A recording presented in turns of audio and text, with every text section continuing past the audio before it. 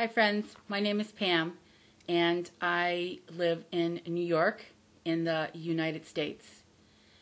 Our friend JP asked me to take a bit of time to share with you a little bit about my journey with stuttering or stammering, as it's also referred to, and talk about some of the things that have helped me the most in my own personal recovery from stuttering. So right off the bat, I want to address that. I do not consider myself to be recovered from stuttering. If you're listening carefully, I'm sure you can hear that I stutter. What I feel like I have recovered from is the fear of stuttering. The fear of stuttering publicly and openly and making myself vulnerable to that judgment that we probably have all felt anxious about, and also making myself vulnerable to the assumptions, which sometimes are very wrong, that other people might make about us when we do something that most of the world doesn't do, stuttering. As we know, only 1% of the population stutters. And because I also happen to be a female, I'm actually a minority within the minority. So I'm kind of delighted to have this opportunity to share with you, and hopefully there are many people who stutter or stammer listening, and as well perhaps some women. I think one of the most important aspects to talk about when we openly talk about our journeys with stuttering is the whole idea of acceptance. If we have stuttered into adulthood, chances are we're going to stutter for the rest of our lives. Today, in 2011, there is yet no cure for stuttering. But what we do have are ways to manage our stuttering, and also many ways for us to feel comfortable with who we are, how we present ourselves, and how other people view us. For when we're accepting of our stuttering and we project ourselves confidently and self-assuredly, then our listeners, whether it be one person in a one-to-one conversation that we're having, whether it be a small group, or whether it be a large audience that we may be presenting to, how we project ourselves is how our listeners will react. So if we're self-accepting and portray that in our everyday encounters with the people that we meet, then it will give our listener permission to treat us as they would any other person that they were listening to, with respect and with the dignity that comes from engaging with other people. I reached this point of acceptance on my own journey with stuttering via a number of ways, but most importantly through meeting other people who stutter. For so long, as I'm sure many of you can relate to, I thought I was the only person in the world that stuttered. growing up in school and as a young person, I never met somebody else who stuttered. So therefore, I grew up feeling that there was something wrong with me. I was defective, and I had to be the only one. And dealing with that, and dealing with a lot of the shame issues that I dealt with as a child, and also not having a very supportive home environment, and never having had the opportunity for therapy or meaningful therapy as a kid. I grew up with the fear and the shame, and I tried to do everything that I could to keep my stuttering hidden. So I was what many people refer to as a covert stutterer. 5 years ago, approximately, I had that aha moment that many of us can recall when something happens in our life and we make a change. And I had one of those. It's way too long of a story to go into here. But in 2006, I reached out and did some research on the internet and found a support group here in New York, where I took the plunge and found the courage to attend a self-help meeting of other people who stutter for the first time. Let me tell you, that was one of the most overwhelming and scariest moments of my life. But it was also significant in that I realized I'm not the only one. I'm not the only one that does this, talks like this, talks differently, and I'm not the only one who sounds like me. And that was hugely important for my self-esteem. Just talking with other people, realizing that I was not alone, took a tremendous burden off of me. It took a while, I will admit that.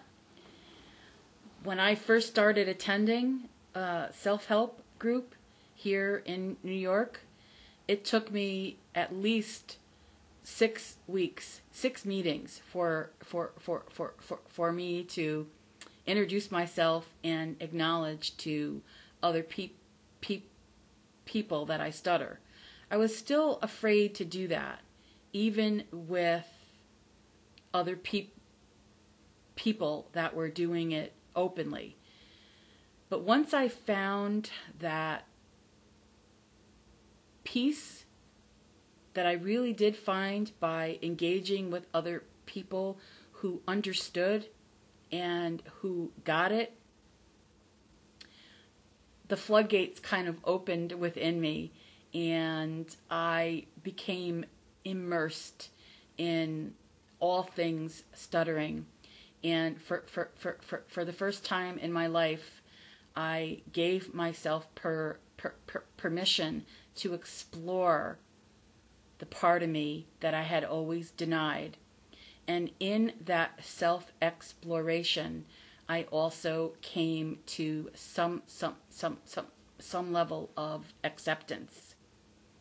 So definitely, participating in support meetings with other people who stutter has been a tremendous significance to me, in helping me realize that it's okay, and how I communicate is perfectly acceptable, and just makes me unique in a world where 99% of people speak fluently and take communication for granted.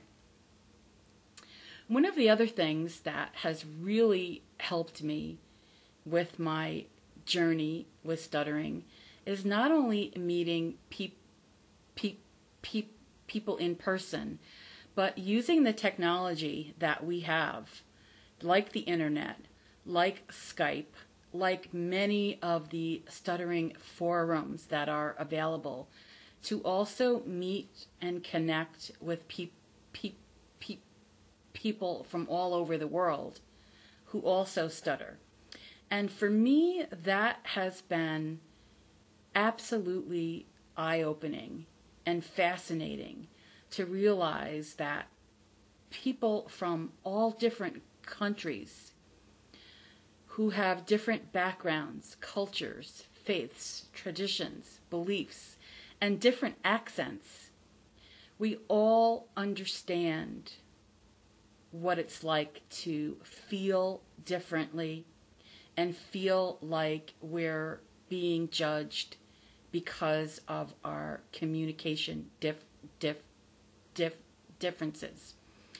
So I've met people in person, but I've met a great deal more people virtually through the internet and through Skype.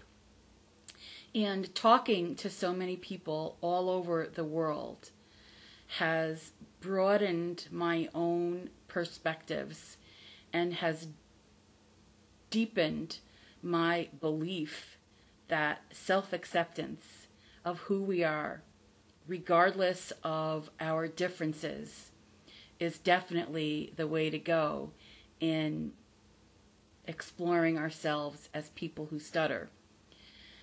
Maybe some of you have heard that one of the things that I do with technology and Skype is I do a podcast called Women Who Stutter, Our Stories. And I have had the delight to talk with women from all over the United States and all over the world who have openly and honestly shared their stories about what it's been like managing stuttering in our daily lives, and how by allowing ourselves to be who we are and vulnerable to the world has actually made us stronger. I started the podcast in May of 2010, thinking that, oh my God, this would never work.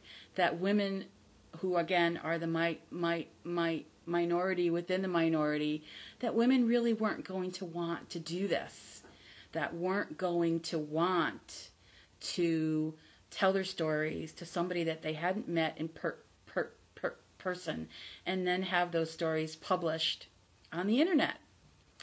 And I was wrong, very wrong, because having a place to be ourselves, our authentic selves, and share our stories has been inspiring, has been magical, and by sharing ourselves and our stories with women from all over the world, it has also lessened our isolation and has made us realize that we're all human and we all have the same fears and worries and triumphs and successes and good days and not so good days, and it's important to hear those stories. A couple of months ago, I even expanded on that idea, and I've started doing a podcast series for men who stutter, very occasionally, because I really want to keep the focus on women. But I've also talked to a couple of guys, again, from different parts of the world, in a podcast called He Stutters, She Asks Him. And again, I've had the profound experience of realizing that acceptance is so much easier when we know that we are universally linked by something that we connect to and that we relate to, because we share the same biological, physiological, and psychological reactions to this stuttering, which is part of us. So I think meeting other people in person and virtually, and staying connected and participating in the self-help community is a huge part of recovering from the fear of letting ourselves be just who we are. People who stutter and who happen to be just a little different than the norm. But what I've learned by communicating and connecting with so many people, that's okay. And that's what's helped me to recover from the fear of putting myself out there. So for all of you that are participating for the first time in this great self-help conference for the Indian Stammering Association, let yourselves go, experience everything, connect with as many people as you can. It'll be worth it, I promise. Have a great experience. And again, this is Pam from New York, wishing you well, friends.